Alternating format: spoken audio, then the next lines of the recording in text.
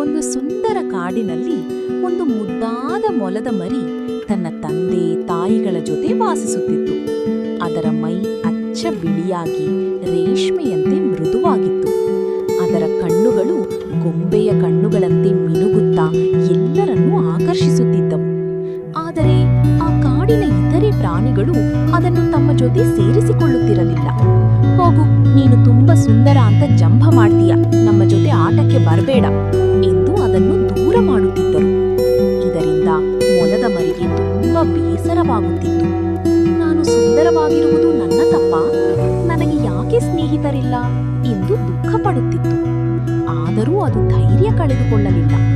ಗಿಡ ಮರಗಳ ಜೊತೆ ಮಾತನಾಡುತ್ತಾ ತನ್ನಂತೆಯೇ ಆಟ ಆಡುತ್ತಾ ಸಂತೋಷ ಪಡುವುದನ್ನು ಕಲಿತುಕೊಂಡಿತು. ಒಂದು ದಿನ ಅಕಸ್ಮಾತ್ ಒಂದು ಕೋತಿಯ ಕಿರುಚುವ ಶಬ್ದ ಕೇಳಿಸಿತು. ಮೊಲದ ಮರಿ ತಕ್ಷಣವೇ ಆ ಕಡೆಗೆ ಓಡಿತು. ಅಲ್ಲಿ ನೋಡಿದಾಗ ಒಂದು ಕೋತಿ ಕೆಸರಿನ ಹಳ್ಳದಲ್ಲಿ ಸಿಲುಕಿಕೊಂಡು ಸಹಾಯಕ್ಕಾಗಿ ಹೋರಾಡುತ್ತಿತ್ತು. ಇದನ್ನು ಕಂಡ ಮೊಲದ ಮರಿ ತಕ್ಷಣವೇ ಓಡಿ ಹೋಗಿ ಒಂದು ದೊಡ್ಡ ಕೋತಿಯನ್ನು ಕರೆತಂದಿತು.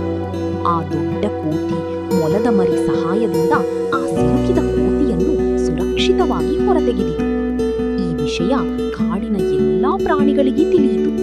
ಅವರು ಅರಿತುಕೊಂಡರು, ಈ ಮೊಲದ ಮರಿ ಹೊರಗೆ ಮಾತ್ರ ಸುಂದರ ಅಲ್ಲ, ಅದರ ಹೃದಯವೂ ತುಂಬಾ ಸುಂದರವಾಗಿದೆ.